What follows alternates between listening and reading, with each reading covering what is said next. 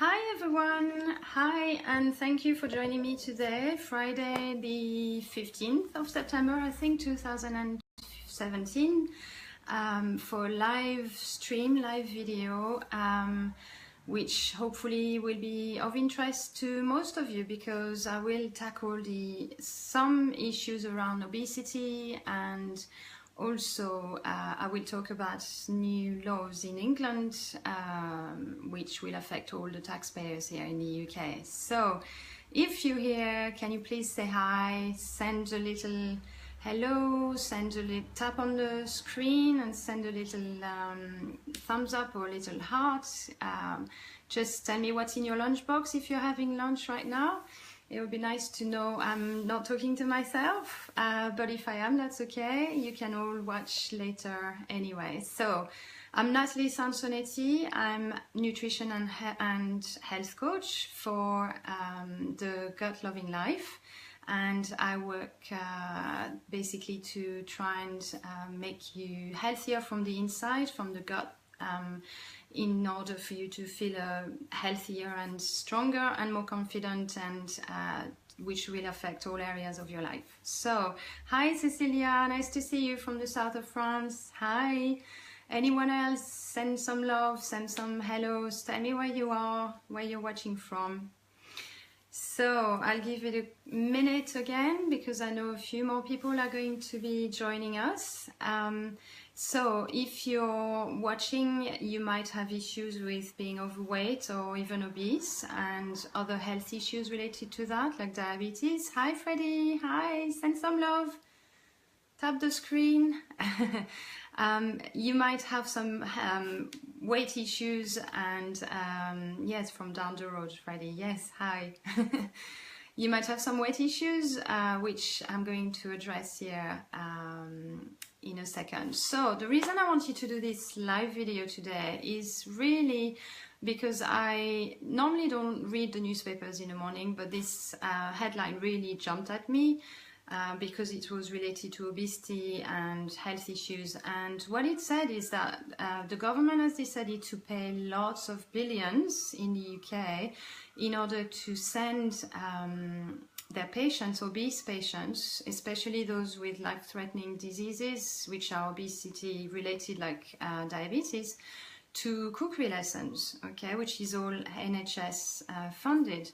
So although that's a great idea, I have a few issues with that, okay? So strangely and funnily actually, in that newspaper also today, there was another article which explained that obesity and obesity related disease like diabetes is the fastest growing cause of death in the world, which doesn't surprise me because it's already taken over, lung related or smoking related diseases and all of that. So really it's not a great surprise. So what it doesn't say, or what the second article says really, is that it's not really that people don't have access to healthy food. It's not that they can't afford to buy vegetables and fruits.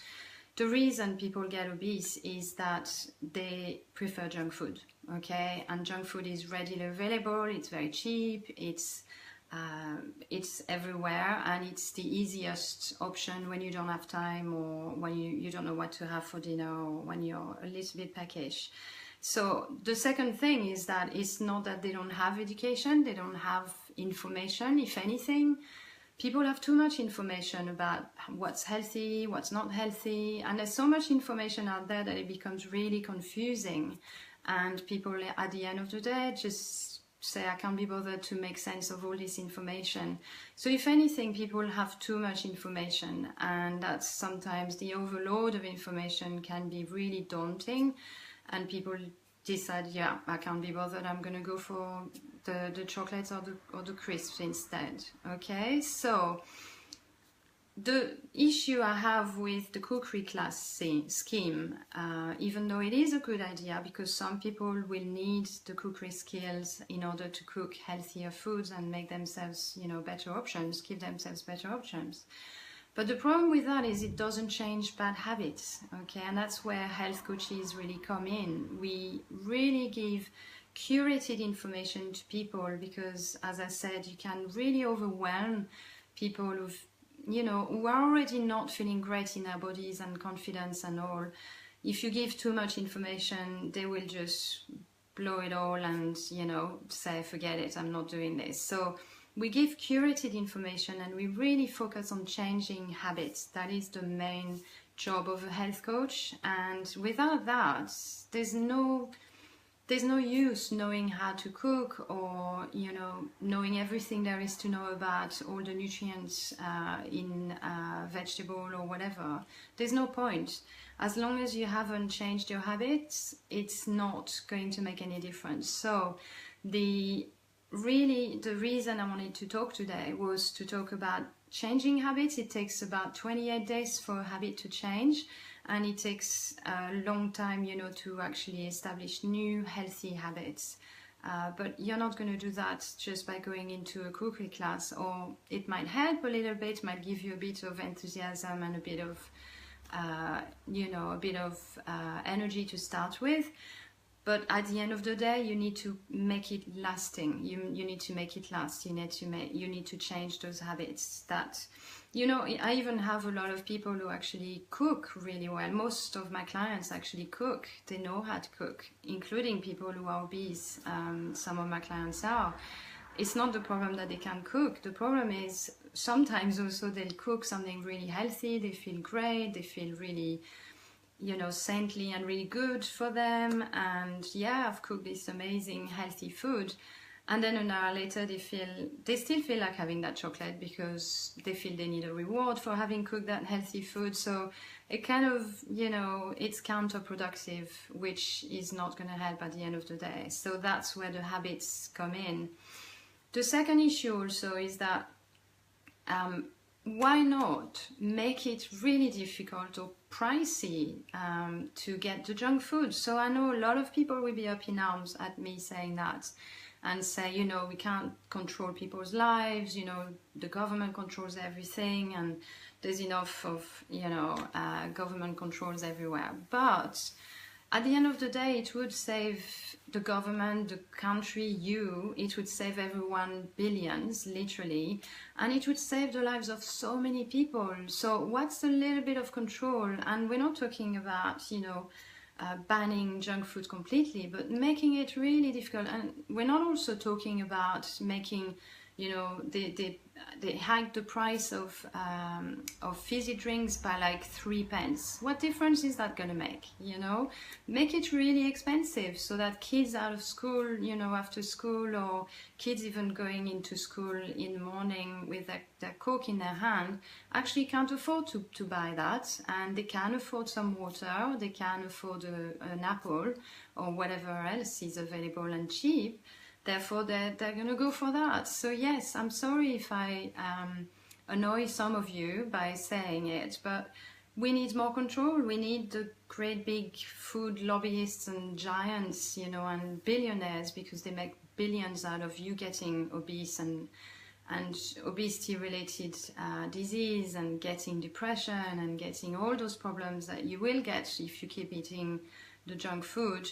They make billions out of that. So isn't it worth retaliating a little bit and trying to control that side of things a little bit? Anyway, that's what I think. So another thing, so one thing I wanted to do is to really give you a little tip, a couple of tips for those people who have problems with junk food or who have problems with avoiding the junk food, and also who want to lose a little bit of weight. Okay, so one thing I always say to my clients whenever they come is I yet have to see a healthy person who doesn't plan ahead and who's not a little bit organized in their lives, okay? If you never plan what you're gonna eat, if you just don't know, so you don't have any food in the fridge, any healthy foods, then of course, as soon as you feel hungry, you're going to go for the junk food because it's all convenient, yeah? And it's what you've been doing forever. It's one of your bad habits you haven't changed. So, of course, you're going to go for that, yeah? And because you're starving. So, you know, that's the obvious option.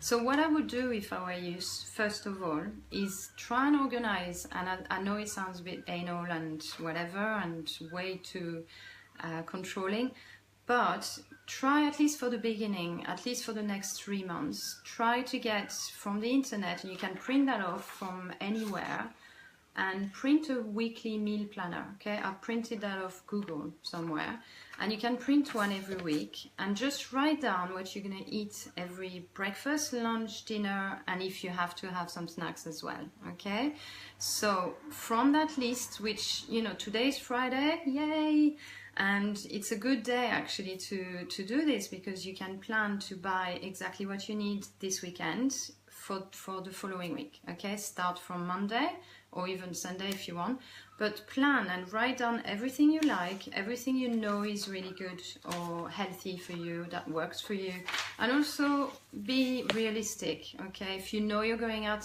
on a certain night, you know, don't plan to cook this really elaborate meal, or don't even plan to cook at all, but plan maybe to have really healthy snacks before you go out and have a lot of foods you normally wouldn't or shouldn't have. Okay, so planning. You really need to organize yourself. Make from this planner a shopping list, go to the shop, stick to the shopping list. This actually is so much more economical and cheaper than having to rely on convenience food all the time. Because if you stick to your list, to your shopping list for the week, you're not going to go for all this junk and everything, which is actually quite expensive.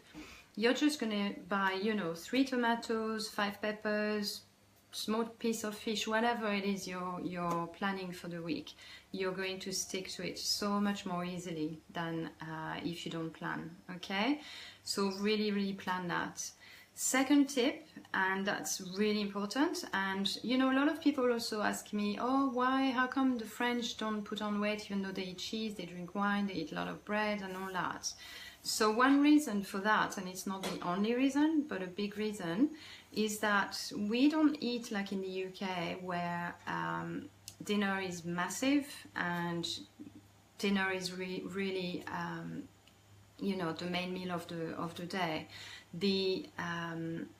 In France and in a lot of healthier areas, or where people get healthier, is when you start eating breakfast and lunch, where you put most of your energy and most of your food and calories into breakfast and lunch, and then make sure dinner is really light. Okay, and I would even add that if you feel hungry, say at 5 o'clock, like if you pick at your kids' plates and you've eaten half your dinner anyway because you fed them at 5, and then you have another dinner later on, that's way too much, and it's going to be late and you're going to eat far too much for the evening. Okay, so make sure you have your breakfast and lunch as your main meals, with lots of proteins, lots of vegetables and fruit, some grains and even carbohydrates. Lunchtime is the time when you burn the most calories, so really go for it at lunchtime. You know, a lot of the French, actually, even in offices, a lot of French people actually stop for at least an hour, even in offices, and go to a full-on restaurant and have a 3-course meal for some of them. And a lot of them, actually, it's part of the culture.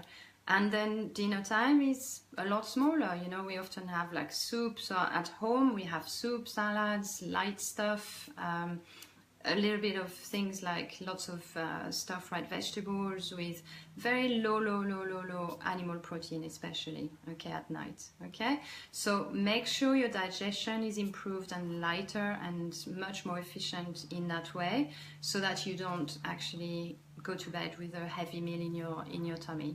Okay, so Cecilia is asking for ideas on easy healthy meals. So there's a lot on Google.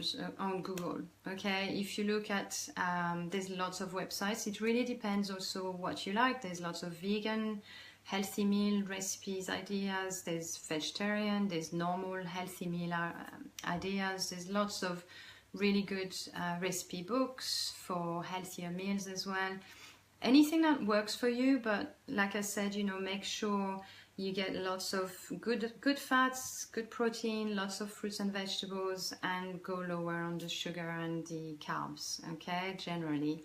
but don't cut them all out completely. So I'm not going to give you all the advice you need to lose weight or to, to change completely your diet today. All I wanted to say basically is that, cooking, great, but is it really going to solve the problem of people who have bad habits? What's been found is that people with bad habits who tend to go for the junk food, first of all, if it's readily available, they'll always go for it if they have those bad habits, if they're not being replaced by good habits. And secondly, it takes 28 days to get good habits into your life and to actually stick to those. So it's not a quick fix, it's not going to happen overnight, and that's where health coaches come in, where we give you accountability and support, and that's essential in order for you to actually stick to your habits and make it last and change for good. Okay, so that is it for today, unless you've got other questions, and I'm going to close down. Thank you for watching, and have a really good Friday and a really good weekend. I hope you plan all your delicious meals for next week. And yes, go on Google, go on the internet. There are lots and lots of ideas there. Okay, so have a great weekend. And don't forget, if you need more advice, if you need health coaching, click on the link I'm going to post after this video is posted and book a free chat with me, a discovery call, to find out how I can help you to change your habits. Okay, have a lovely day. Bye. Bye-bye.